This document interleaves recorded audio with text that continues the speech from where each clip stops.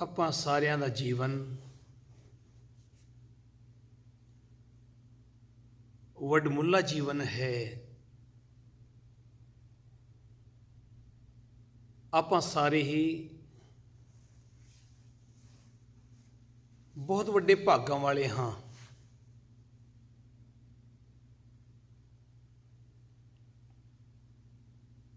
ਸਭ ਤੋਂ ਵੱਡੀ ਮੁੱਲੀ ਦਾਤ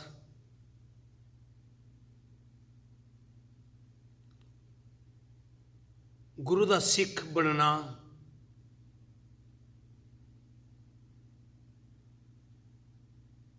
ਇੱਕ ਜੀਵਨ ਨੂੰ ਨਿਉ ਸੇਧ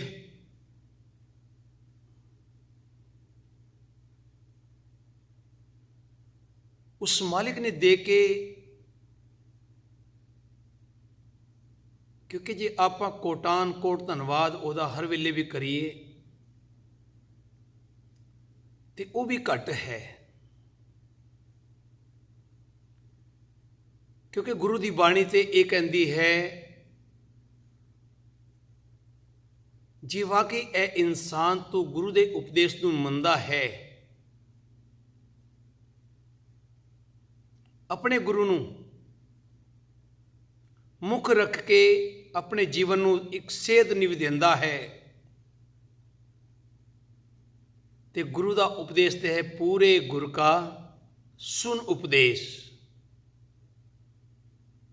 ਉਹ ਕਿਹੜਾ ਉਪਦੇਸ਼ ਹੈ? ਇਹ ਇਨਸਾਨ, ਇਹ ਸਿੱਖ, ਉਹ ਕਿਹੜੀ ਬਰਕਤ ਤੇਰੀ ਝੋਲੀ ਵਿੱਚ ਉਸ ਮਾਲਿਕ ਨੇ ਪਾਈ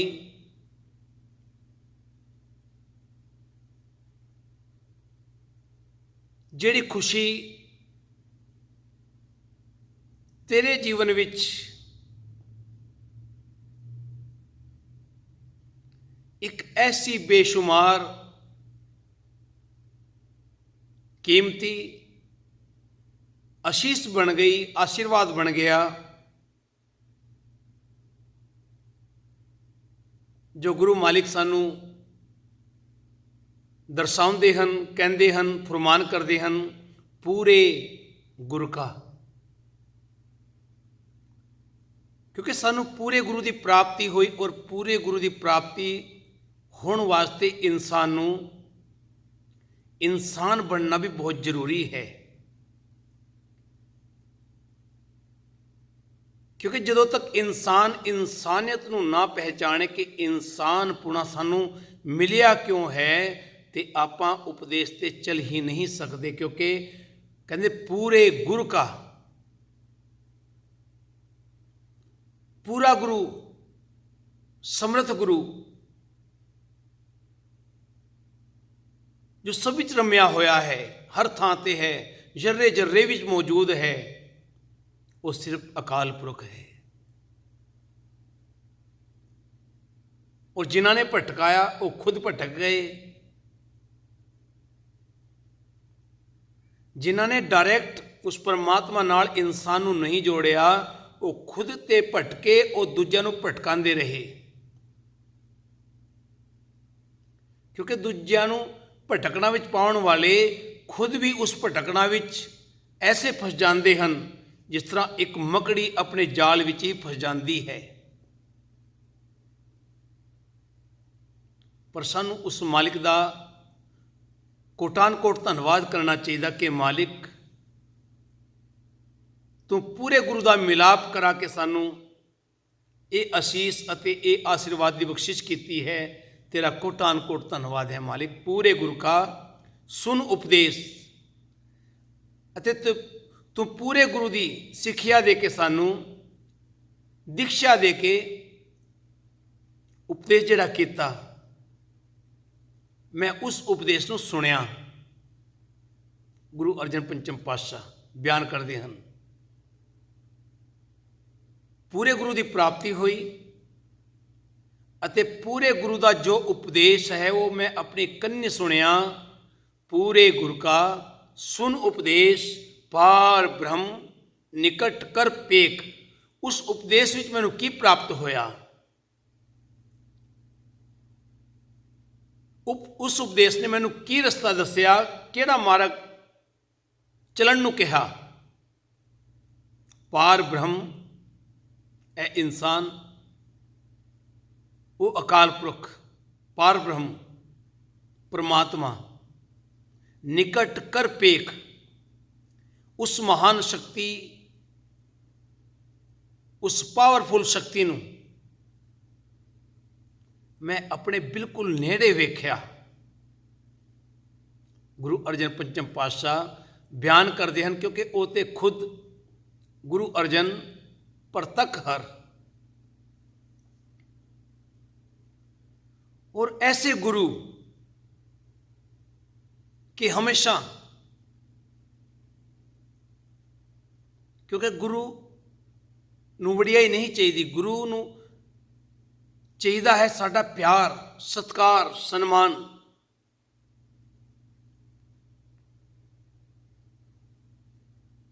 उस अकाल पुरख दे प्यारे ने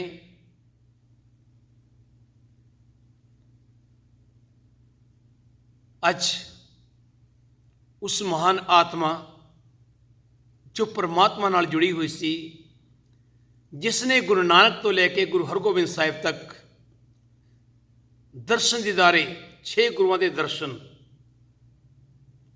किन्नी वडेरी उम्र,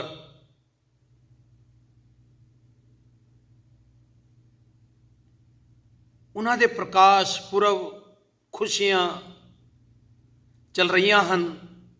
बाबा साहिब, बाबा बुढ़ा साहिब जी, जिन्होंने गुरु अर्जन पंचम पातशाह जी ने एडा वड्डा रुतबा दे के, एडी वड्डी बहुमूल्य दात दे के ऐसा आशीर्वाद बख्शिश किया, क्योंकि वो ब्रह्मज्ञानी सन। ब्रह्म ज्ञानता, ब्रह्मज्ञानी सदा निर्लेप, जैसे जल में कमल अलेप, ऐसे ब्रह्मज्ञानी सन। बचपन तो ही जो तो गुरु नानक साहब ने मिले, ऐसिया गल्लां, ऐसिया उच्चियां अवस्था वाली बातां गुरु नानक साहब नाल बैठ के कीतियां बाबा बुढ़ा साहिब जी ने, जिहड़े उस वेले छोटी उम्र दे सन। ते गुरु नानक पातशाह ने कहा, तू है ते बच्चा, पर तेरिया गल्लां बहुत वड्डियां ने, बड़ी ज्ञान वालियां गल्लां ने, तू ते बूढ़ा है, तू ते बूढ़ा है, बुढ़ियां वाली गल्लां करदा है, तैनूं ते इन्ना ज्ञान है।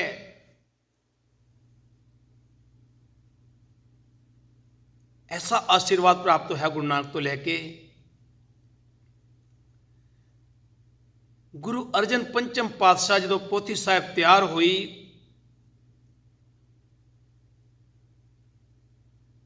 ते प्रकाश किया हरमंदर साहिब,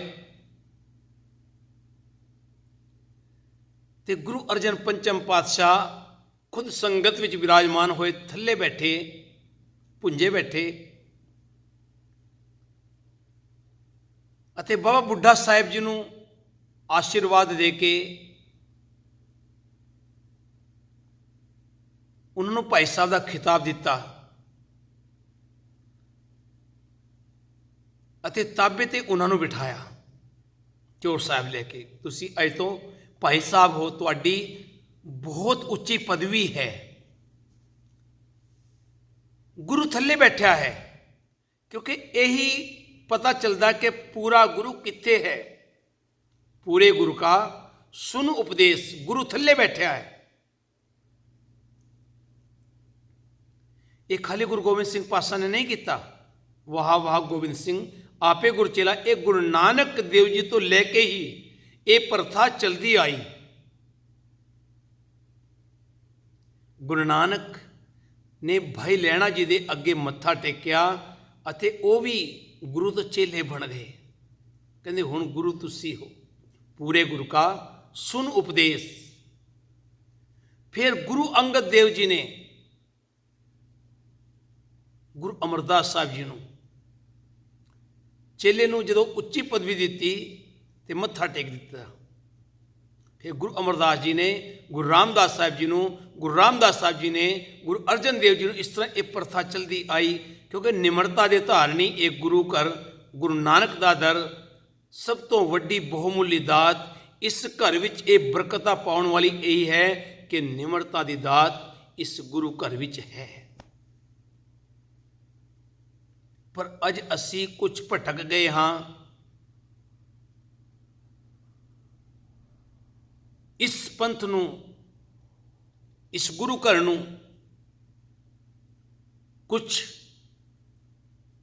ਪ੍ਰਬੰਧਕ ਸੱਜਣਾ ਨੇ, ਜਿਨ੍ਹਾਂ ਨੂੰ ਪਤਾ ਹੀ ਨਹੀਂ ਹੁੰਦਾ ਕਿ ਇਤਿਹਾਸ ਕੀ ਹੈ, ਇਤਿਹਾਸ ਕਹਿੰਦਾ ਕੀ ਹੈ, ਗੁਰੂ ਨਾਨਕ ਨੇ ਸਾਨੂੰ ਕੀ ਦੱਸਿਆ ਹੈ। ਉਹਨਾਂ ਦੇ ਅੰਦਰ ਨਿਮਰਤਾ ਬਿਲਕੁਲ ਵੀ ਨਹੀਂ ਹੁੰਦੀ। ਉਹ ਨਿਮਰਤਾ ਦੇ ਕੋਲ ਵੀ ਨਹੀਂ ਹੁੰਦੇ। ਬਸ ਉਹਨਾਂ ਨੂੰ ਸਿਰਫ ਆਪਣੇ ਪੈਸੇ ਦਾ ਘਮੰਡ ਹੁੰਦਾ। ਮੇਰੇ ਕੋਲ ਪੈਸਾ ਹੈ, ਮੈਂ ਗੁਰੂ ਘਰ ਨੂੰ ਦਿੰਦਾ ਹਾਂ ਤੇ ਗੁਰੂ ਘਰ ਚੱਲਦਾ ਹੈ। ਇਹ ਲੋਕੋ, ਦੁਨੀਆ ਦੇ ਲੋਕੋ, ਇਹ ਅਹੰਕਾਰੀਓ, ਉਹ ਗੱਲ ਨੂੰ ਧਿਆਨ ਮਾਰੋ। ਜਦੋਂ ਅਕਬਰ ਬਾਦਸ਼ਾਹ ਗੁਰੂ ਅਮਰਦਾਸ ਵੇਲੇ ਆਇਆ ਤੇ ਉਹਨੇ ਬੜਾ ਧਨ ਦੇਣ ਦੀ ਕੋਸ਼ਿਸ਼ ਕੀਤੀ।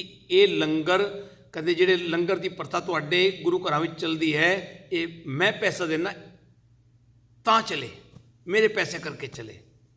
ਪਰ ਗੁਰੂ ਅਮਰਦਾਸ ਪਾਤਸ਼ਾਹ ਜੀ ਨੇ ਮਨਾ ਕਰ ਦਿੱਤੀ ਸੀ। ਕਹਿੰਦੇ ਨਹੀਂ ਅਕਬਰ ਬਾਦਸ਼ਾਹ, ਤੇਰਾ ਧੰਨਵਾਦ ਹੈ, ਤੂੰ ਸੋਚਿਆ ਹੈ, ਪਰ ਇਹ ਜਿਹੜਾ ਲੰਗਰ ਦੀ ਪ੍ਰਥਾ ਹੈ, ਇਹ ਲੰਗਰ ਜਿਹੜਾ ਚੱਲਦਾ ਹੈ, ਇਹ ਗੁਰੂ ਨਾਨਕ ਦੇਵ ਦੇ ਘਰ ਦੀ ਬਰਕਤਾਂ ਹਨ। ਇਹ ਸਾਰਿਆਂ ਦੇ ਤਿਲ ਅਤੇ ਫੁੱਲ ਨਾਲ ਚੱਲਦਾ ਹੈ। ਕੋਈ ਇੱਕ ਪੈਸਾ ਵੀ, ਇੱਕ ਟਕਾ ਵੀ ਚੜਾਉਂਦਾ ਹੈ, ਉਹ ਵੀ ਉਹਦੇ ਵਿੱਚ ਅਰਪਣ ਕਰ ਦਿੱਤਾ ਜਾਂਦਾ ਹੈ। ਭਾਵੇਂ ਖਜ਼ਾਨਾ ਹੈ, ਖਜ਼ਾਨੇ ਵਿੱਚ ਹੀ ਪਾਇਆ ਦਿੱਤਾ ਜਾਂਦਾ ਹੈ। ਤੇ ਅੱਜ ਥੋੜਾ ਸੋਚਣਾ ਪਏਗਾ। ਤੇ ਪਿਆਰਿਓ, ਆਪਾਂ ਗੱਲ ਕਰ ਰਹੇ ਸੀ ਪੂਰੇ ਗੁਰੂ ਕਾ ਸੁਨ ਉਪਦੇਸ਼। ਸਾਨੂੰ ਵੀ ਭਾਵੇਂ ਕੋਈ ਵੀ ਆਵੇ ਇੱਥੇ, ਭਾਵੇਂ ਕਿੰਨੇ ਵੀ ਪੈਸੇ ਵਾਲਾ ਆਵੇ, ਭਾਵੇਂ ਕੋਈ ਵੀ ਪੋਜੀਸ਼ਨ ਵਾਲਾ ਆਵੇ, ਕੋਈ ਵੀ ਕਿੰਨਾ ਵੱਡਾ ਆਪਣੇ ਆਪ ਨੂੰ ਕਹਿੰਦਾ ਕੁਹਾਂਦਾ ਆਵੇ, ਇੱਥੇ ਆ ਕੇ, ਗੁਰੂ ਘਰ ਵਿੱਚ ਆ ਕੇ, ਕਿਉਂਕਿ ਜੇ ਪੂਰੇ ਗੁਰੂ ਦਾ ਉਪਦੇਸ਼ ਵਾਕੇ ਫੋਲੋ ਕਰਦੇ ਹੋ ਤੇ ਗੁਰੂ ਅਰਜਨ ਦੇਵ ਜੀ ਦੀ ਤਰ੍ਹਾਂ ਆਪਾਂ ਨੂੰ ਵੀ ਥੱਲੇ ਬੈਠ ਕੇ ਉਪਦੇਸ਼ ਸੁਣਨਾ ਚਾਹੀਦਾ ਹੈ। ਪੂਰੇ ਗੁਰੂ ਕਾ ਸੁਨ ਉਪਦੇਸ਼, ਪਾਰ ਬ੍ਰਹਮ ਨਿਕਟ ਕਰ ਪੇਖ। ਜਦੋਂ ਤੱਕ ਅਸੀਂ ਉਸ ਪਾਰ ਬ੍ਰਹਮ ਅਕਾਲ ਪੁਰਖ ਨੂੰ ਆਪਣੇ ਨੇੜੇ ਨਹੀਂ ਤੱਕਾਂਗੇ, ਗੱਲ ਬਣੇਗੀ ਨਹੀਂ। ਤੇ ਫਿਰ ਕਹਿੰਦੇ ਸਾਸ ਸਾਸ ਸਿਮਰੋ ਗੋਬਿੰਦ। ਇਹ ਇਨਸਾਨ ਤੇਰਾ ਫਰਜ਼ ਬਣਦਾ ਹੈ, ਹਰ ਪਲ, ਹਰ ਸਮੇਂ, ਹਰ ਘੜੀ ਸਾਸ ਸਾਸ, ਹਰ ਸਾਹ ਵਿੱਚ ਉਸ ਨੂੰ ਸਿਮਰ, ਉਹਦਾ ਧੰਨਵਾਦ ਕਰ।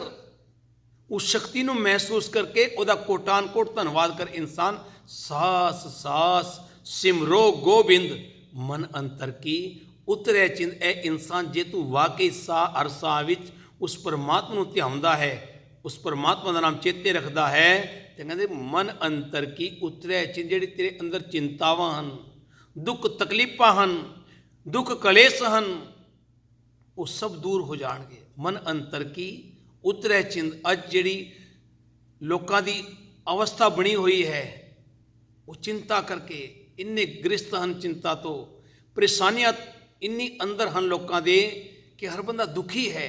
ਸਭ ਕੁਝ ਹੁੰਦਿਆਂ ਹੋਇਆ ਵੀ ਬੰਦਾ ਕਹਿੰਦਾ ਸੀ ਭਾਈ ਮੇਰੇ ਕੋਲ ਇੰਨਾ ਪੈਸਾ ਆਵੇ ਮੈਂ ਸੁਖੀ ਹੋ ਜਾਵਾਂਗਾ, ਪਰ ਨਹੀਂ ਹੋਇਆ, ਹੋਰ ਦੁਖੀ ਹੋ ਗਿਆ। ਇਸ ਲਈ ਇਹ ਇਨਸਾਨ ਪੂਰੇ ਗੁਰੂ ਨੂੰ ਧਿਆ। ਆਸ ਅਨਿਤ ਤਿਆਗੋ ਤਰੰਗ ਸੰਤ ਜਨਾ ਕੀ ਧੂਰ ਮਨ ਮੰਗ। ਇਹ ਗੁਰੂ ਦਾ ਦਰ ਇਹੀ ਕਹਿੰਦਾ ਹੈ। ਉਹਨਾਂ ਸੰਤਾਂ ਜਨਾਂ ਦੀ, ਉਸ ਸਾਧ ਸੰਗਤ ਦੀ ਮੈਂ ਧੂਰ ਮੰਗਦਾ ਹਾਂ, ਧੂੜੀ ਵਿੱਚ ਨਹਾਉਣਾ ਚਾਹੁੰਦਾ ਹਾਂ, ਇਸ਼ਨਾਨ ਕਰਨਾ ਚਾਹੁੰਦਾ ਹਾਂ। ਪਰ ਇਹ ਕਿਵੇਂ ਹੋ ਸਕਦਾ ਹੈ? ਇਹ ਤਾਂ ਹੋ ਸਕਦਾ ਆਪ ਛੋੜ ਬੇਨਤੀ ਕਰੋ। ਆਪ ਨੂੰ ਤਿਆਗਣਾ ਪਵੇਗਾ। ਆਪ ਦਾ ਮਤਲਬ ਅਹੰਕਾਰ ਨੂੰ ਤਿਆਗਣਾ ਪਵੇਗਾ। ਆਪ ਛੋੜ, ਆਪ ਨੂੰ ਦੂਰ ਕਰਨਾ ਪਏਗਾ। ਹੰਕਾਰ ਨੂੰ ਦੂਰ ਕਰਨਾ ਪਵੇਗਾ। ਆਪ ਛੋੜ ਬੇਨਤੀ ਕਰੋ, ਤੇ ਆਪ ਨੂੰ ਹੰਕਾਰ ਨੂੰ ਛੋੜ ਕੇ ਨਿਮਰਤਾ ਦਾ ਧਾਰਨੀ ਬਣਨਾ ਪਵੇਗਾ। ਆਪ ਛੋੜ ਬੇਨਤੀ ਕਰੋ, ਤੇ ਨਿਮਰਤਾ ਜਦੋਂ ਤੱਕ ਨਹੀਂ ਹੈ, ਜਦੋਂ ਤੱਕ ਇਹ ਇਨਸਾਨ ਤੋਂ ਬੇਨਤੀ ਕਰ ਹੀ ਨਹੀਂ ਸਕਦਾ। ਕਿਉਂਕਿ ਬੇਨਤੀ ਉਹੀ ਕਰ ਸਕਦਾ ਹੈ ਜਿਹਦੇ ਅੰਦਰ ਗਰੀਬਤ ਹੈ, ਨਿਮਰਤਾ ਹੈ, ਪਿਆਰ ਹੈ, ਸਤਿਕਾਰ ਹੈ, ਸਨਮਾਨ ਹੈ, ਉਸ ਗੁਰੂ ਦੀ ਕਿਰਪਾ ਹੈ। ਆਪ ਛੋੜ ਬੇਨਤੀ ਕਰੋ, ਇਹ ਇਨਸਾਨ ਤੋਂ ਇੱਕ ਵਾਰ ਆਪਣੇ ਆਪ ਨੂੰ ਤਿਆਗ ਕੇ, ਆਪਣੇ ਆਪ ਨੂੰ ਮਾਰ ਕੇ, ਹੰਕਾਰ ਨੂੰ ਦੂਰ ਕਰਕੇ ਇੱਕ ਵਾਰ ਬੇਨਤੀ ਕਰਕੇ ਦੇਖ। ਆਪ ਛੋੜ ਬੇਨਤੀ ਕਰੋ, ਸਾਧ ਸੰਗ ਅਗਨ ਸਾਗਰ ਤਰੋ। ਇਹ ਸਾਧ ਸੰਗਤ ਐਸੀ ਹੈ, ਜੇ ਵਾਕਈ ਇਨਸਾਨ ਇਹਦੇ ਵਿੱਚ ਨਿਮਰਤਾ ਧਾਰਨੀ ਬਣ ਕੇ ਬੈਠ ਜਾਵੇ, ਨਿਮਰਤਾ ਦਾ ਧਾਰਨੀ ਬਣ ਜਾਵੇ, ਗੁਰੂ ਨਾਨਕ ਦੇਵ ਜੀ ਦਾ ਜੋ ਉਪਦੇਸ਼ ਹੈ ਉਸ ਨੂੰ ਫੋਲੋ ਕਰ ਲਵੇ। ਸਾਧ ਸੰਗ ਅਗਨ ਸਾਗਰ, ਇਹ ਅਗਨੀ ਰੂਪ ਸਾਗਰ ਤਰ ਜਾਵੇਗਾ ਇਨਸਾਨ। ਇਹ ਤੇ ਤਰੇਗਾ ਹੀ, ਪਰ ਲੋਕ ਵੀ ਸੋਰ ਜਾਏਗਾ। ਆਪ ਛੋੜ, ਪਰ ਆਪ ਨੂੰ ਛੋੜਨਾ ਪਏਗਾ, ਹੰਕਾਰ ਨੂੰ ਛੋੜਨਾ ਪਏਗਾ। ਸਾਧ ਸੰਗ ਅਗਨ ਸਾਗਰ ਤਰੋਂ, ਅਗਨੀ ਰੂਪ ਵਿਕਰਾਲ ਇਹ ਸਾਗਰ। ਫਿਰ ਜਦੋਂ ਇਹ ਸਭ ਕੁਝ ਹੋ ਜਾਵੇਗਾ, ਨਿਮਰਤਾ ਦਾ ਧਾਰਨੀ ਇਹ ਇਨਸਾਨ ਬਣ ਜਾਵੇਗਾ। ਹਰ ਧਨ ਕੇ ਭੱਲੇ ਹੋ ਭੰਡਾਰ, ਇਹ ਇਨਸਾਨ ਹਰੀ ਰੂਪ ਧਨ ਦੇ ਭੰਡਾਰੇ ਭਰ ਜਾਣਗੇ। ਫਿਰ ਕਿਸੇ ਗੱਲ ਦਾ ਕੋਈ ਘਾਟਾ ਨਹੀਂ, ਕੋਈ ਤੋਟ ਨਹੀਂ। ਤੋਟ ਨਾ ਆਵੇ ਕਦੇ ਮੂਲ ਪੂਰਨ ਭੰਡਾਰ, ਕਿਉਂਕਿ ਉਹਦੇ ਭੰਡਾਰ ਹਮੇਸ਼ਾ ਸੰਪੂਰਨ ਹਨ, ਭਰੇ ਹੋਏ ਹਨ, ਅਤੁੱਟ ਹਨ, ਅਖੁੱਟ ਹਨ, ਖੁੱਟਦੇ ਨਹੀਂ, ਟੁੱਟਦੇ ਨਹੀਂ। ਹਰ ਧਨ ਕੇ ਭੱਲੇ ਹੋ ਭੰਡਾਰ, ਨਾਨਕ ਗੁਰ ਪੂਰੇ ਨਮਸਕਾਰ। ਐਸੇ ਗੁਰੂ ਨੂੰ ਨਮਸਕਾਰ ਕਰਦੇ ਹਨ ਗੁਰੂ ਅਰਜਨ ਪੰਚਮ ਪਾਤਸ਼ਾਹ। ਇਹ ਇਨਸਾਨ ਤੂੰ ਵੀ ਕਰ, ਤੈਨੂੰ ਵੀ ਪੂਰਾ ਗੁਰੂ ਮਿਲਿਆ ਹੈ, ਪੂਰੇ ਗੁਰੂ ਨੇ ਤੈਨੂੰ ਵੀ ਨਿਵਾਜਿਆ ਹੈ, ਮੌਕਾ ਮਿਲਿਆ ਹੈ। ਇਸ ਮੌਕੇ ਨੂੰ ਗਵਾ ਨਾ, ਇਸ ਮੌਕੇ ਨੂੰ ਸੰਭਾਲੇ ਸਾਹੇ ਸਾਹੇ, ਹਰ ਸਾਹ ਨੂੰ ਸੰਭਾਲ ਲੈ ਇਹ ਇਨਸਾਨ। ਮੌਕਾ ਮਿਲਿਆ ਹੈ, ਇਸ ਮੌਕੇ ਨੂੰ ਗਵਾ ਨਾ। ਬਸ ਇਹ ਬੇਨਤੀ ਕਰਨੀ ਆਪਾਂ ਕਿ ਮਾਲਿਕ ਸਾਡੇ ਤੇ ਬਖਸ਼ਿਸ਼ ਕਰ, ਸਾਡੇ ਤੇ ਵੀ ਰਹਿਮਤ ਕਰ, ਸਾਡਾ ਵੀ ਜੀਵਨ ਇਹੋ ਜਿਹਾ ਬਣ ਜਾਏ ਕਿ ਹਮੇਸ਼ਾ ਤੇਰੇ ਨਾਮ ਨਾਲ ਜੁੜੇ ਰਹੀਏ। ਭੁੱਲਾਂ ਚੁੱਕਾਂ ਦੀ ਖਿਮਾ। ਵਾਹਿਗੁਰੂ ਜੀ ਕਾ ਖਾਲਸਾ, ਵਾਹਿਗੁਰੂ ਜੀ ਕੀ